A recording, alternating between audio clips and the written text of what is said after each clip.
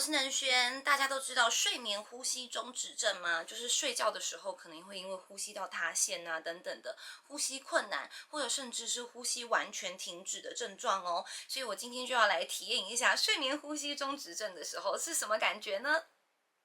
我现在就来憋气30秒挑战一下。